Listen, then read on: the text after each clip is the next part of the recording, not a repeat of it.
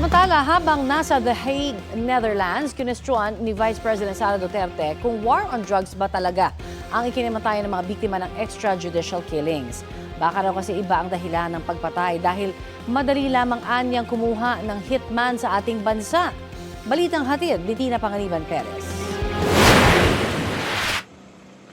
Sabay sa pag-iit niya sa umano'y tindi ng gun violence sa Pilipinas, kinesyon din ni Vice President Sara Duterte kung drug war nga ba ang dahilan ng pagkamatay ng mga binansagang biktima ng extrajudicial killings noong panahon ng amang si dating Pangulong Rodrigo Duterte. Madali lang naman anya kasing kumuha ng gunman sa Pilipinas. Halimbawa anya kung nangangaliwa ang isang lalaki. I can hire a gunman for 5,000 pesos to kill the mistress.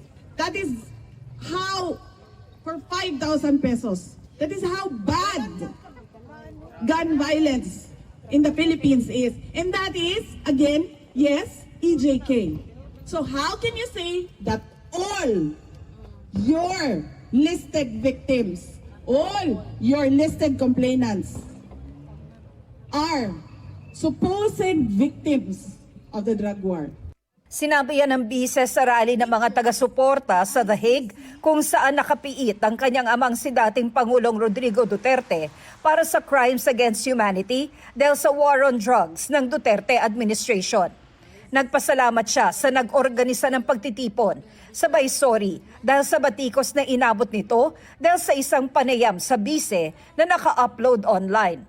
And Alvin, na nawalan ng tulog dahil sa Foxilica.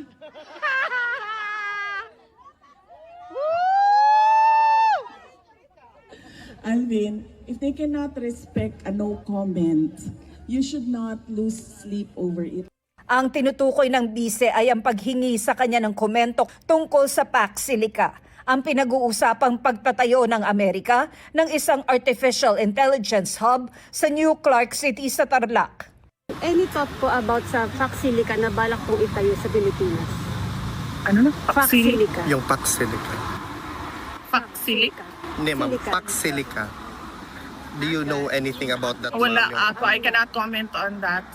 May mga bumatikos sa kakulangan raw sa kaalaman ng bise sa mainit ngayong issue sa Foxilica.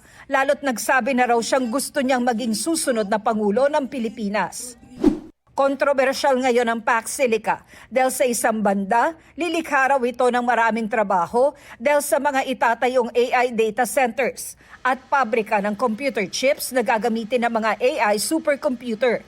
Pero pinangangambahan ang epekto nito sa komunidad dahil sa laki ng kuryenteng kailangan ng proyekto at matinding demand sa tubig para sa cooling system ng mga data center.